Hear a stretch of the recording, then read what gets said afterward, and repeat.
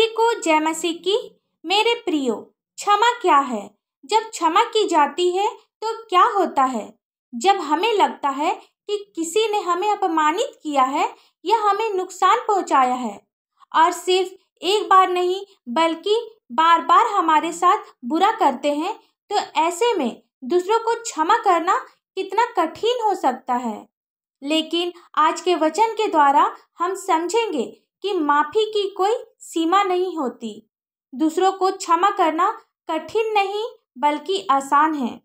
परमेश्वर ने हमें अपने स्वरूप बनाया है, इसलिए वह चाहता है कि जैसे परमेश्वर हमें क्षमा करता है वैसे ही हम भी दूसरों को क्षमा करें। मत्ती रचित सुसमाचार 18 अध्याय का 21 से 35 पद, जिसमें लिखा है, तब पतरस ने पास आकर उससे कहा, हे प्रभु, यदि मेरा भाई अपराध करता रहे तो मैं कितनी बार उसे क्षमा करूं? क्या 7 बार तक? यीशु ने उससे कहा, मैं तुमसे यह नहीं कहता कि 7 बार तक, वरन 7 बार के 70 गुने तक। इसलिए स्वर्ग का राज उस राजा के समान है जिसने अपने दासों से लेखा लेना चाहा। जब वह लेखा लेने लगा तो एक जन उसके सामने लाया गया जो 10,000 तोड़े का कर्जदार था, जबकि चुकाने को उसके पास कुछ न था। तो उसके स्वामी ने कहा, या और इसकी पत्नी और बाल बच्चे और जो कुछ इसका है सब बेचा जाए और कर्ज चुका दिया जाए। इस पर उस दास ने गिरकर उसे प्रणाम किया और कहा, हे स्वामी, धीरज धर, मैं सब कुछ भर दूंगा। तब उस दास के स्वामी ने तरस खाकर उसे छोड़ दिया और उसका कर्ज भी क्षमा कर दिया। इस कहानी के माध्यम से हम यही समझते हैं कि राजा स्वर्ग के राज्य के समान है। जब हम स्वर्ग के राज्य में जाएंगे और हमारा लेखा लिया जाएगा कि हमने अपने अपराधियों को क्षमा किया है कि नहीं। जब हम अपने अपराधियों को, जिसने हमें नुकसान पहुंचाया हो, उसे क्षमा नहीं करते हैं तो हमारे भी अपराध क्षमा नहीं किए जाएंगे, क्योंकि प्रभु की प्रार्थना में लिखा है, जैसा हम भी अपने अपराधियों को क्षमा करते हैं वैसे ही तू भी हमारे अपराधों को क्षमा कर। परंतु जब वह दास बाहर निकला तो उसके सगी दासों में से एक उससे मिला जो उसके 100 दिनार का कर्जदार था। उसने उसे पकड़कर उसका गला घोटा और कहा, जो कुछ तुझ पर कर्ज है भर दे। इस पर उसका सगी दास गिरकर उससे विनती करने लगा, धीरज धर, मैं सब भर दूंगा। उसने ना माना, परंतु जाकर उसे बंदीगृह में डाल दिया कि जब तक कर्ज भर ना दे तब तक वहीं रहे। उसके सगी दास यह जो हुआ था देखकर बहुत उदास हुआ और जाकर अपने स्वामी को पूरा हाल बता दिया। तब उसके स्वामी ने उसको बुलाकर उससे कहा, हे दुष्ट दास, तूने जो मुझसे विनती की तो मैंने तेरा वह पूरा कर्ज क्षमा कर दिया। इसलिए जैसा मैंने तुझ पर दया की वैसे ही क्या तुझे भी अपने संगी दास पर दया करना नहीं चाहिए था?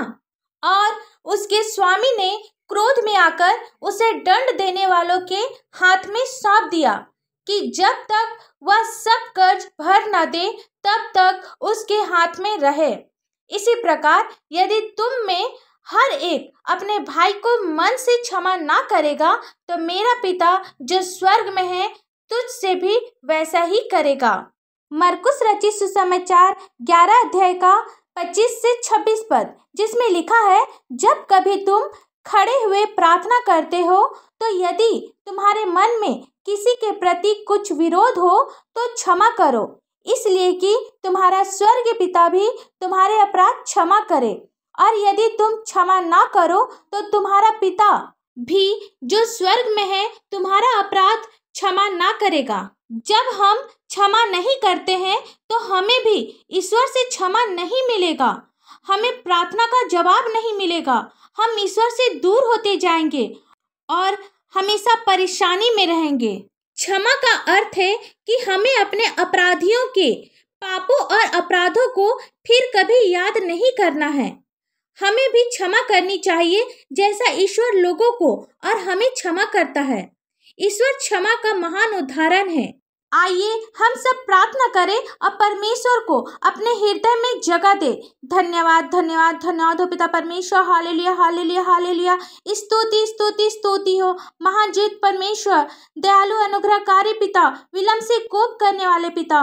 पिता हम आपसे प्रार्थना करते पिता, जितने भी लोग हमारी प्रार्थनाओं को सुन रहे हैं पिता परमेश्वर, पिता आप उसे क्षमा करने वाला मन दे पिता परमेश्वर।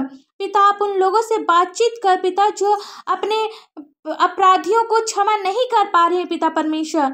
पिता आप उसके मन से आप बातचीत कर पिता, आप उससे अगुवाई कर पिता परमेश्वर, ताकि वे लोग दूसरों को क्षमा करने वाला बनने पाए पिता।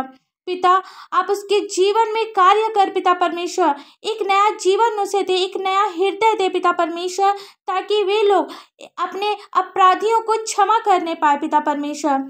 पिता हम आपसे मांगते पिता परमेश्वर, जितने भी लोग बीमार हैं पिता, आप हर एक बीमार लोगों पर अपनी आशीष दे। यीशु के पवित्र मीठे नाम से एक एक बीमारियां दूर होने पाए पिता। जिनकी शादी अभी तक से नहीं हुई है पिता परमेश्वर, आप उसे आपका भय मानने वाला एक जीवन साथी दे पिता परमेश्वर। पिता जिनके पास कोई भी संतान नहीं है, आप उसे एक सुंदर से संतान की आशीष दे। पिता जिनके पास जॉब नहीं है, आप उसे एक सुंदर से जॉब की आशीष दे पिता परमेश्वर। पिता हम विद्यार्थियों के लिए प्रार्थना करते हैं पिता परमेश्वर, आप अपनी बुद्धि उन्हें दे, ताकि वे लोग हर क्षेत्र में सफल होने पाए।